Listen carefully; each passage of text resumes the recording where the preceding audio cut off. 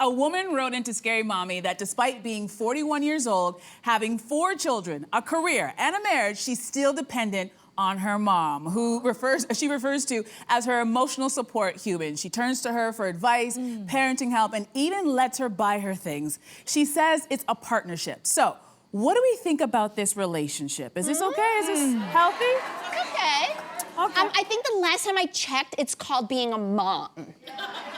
No, I mean, in this case, I will say there's a little bit of a difference. In this case, the mom became a mom at a very young age. She had her daughter at 18, and they were together alone. I don't think dad was in the picture, so that does change dynamics a little bit because she was also a kid and they were really, really close growing up. You don't agree? No, this is literally the pitch for the Gilmore Girls. It is? Oh, yes, yes, yes. You're right about that. You're right about that. Right. So, and that's a very successful show and relationship on the Done show, for so a it seems to have worked. reboot. I think if it wasn't this scenario, I still think it's okay. You know what, I'll tell you, I know our generation, I don't know about you, but we were like, from the second we could imagine it, trying to figure out how am I gonna get away from home. 100%. This generation is like, how can I stay home forever? I don't want to go anywhere. No, they're here. Yeah, I mean, is that like I hear what you're saying, and I like aspects of this, but I think that it's where's the line when it becomes something called enmeshment? Do people know what that is? Like, it's different from codependency. It's actually very specific to family dynamics, and I think you know it when you see it.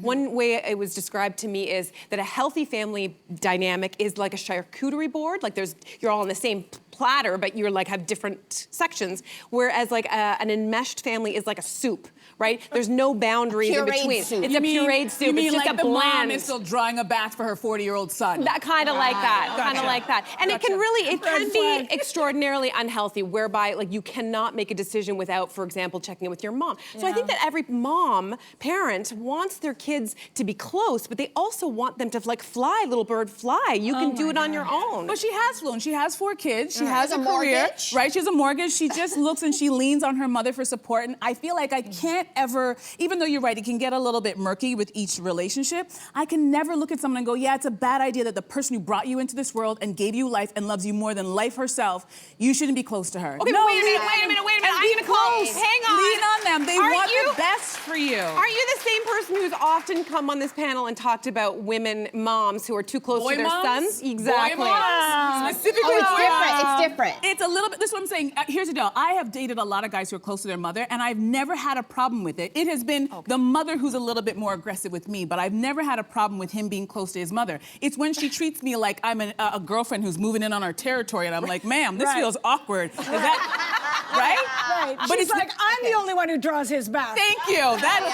But it's never, I've never had a problem with a guy that I'm dating being close to his mom. I encourage it. It's like, that's your family. I will come and, girls like me will come and go. She will always be there for you. Right. Elvira, So I don't have a problem with you have 2 kids. I have 2 kids. And your So I am eldest is a 20-year-old. I am a boy mom, a teenager, and my daughter is 20. And I 100% agree with you. We have come up from a generation, when my mother gives me advice, the first thing I think is, okay, so do the opposite. Oh, no.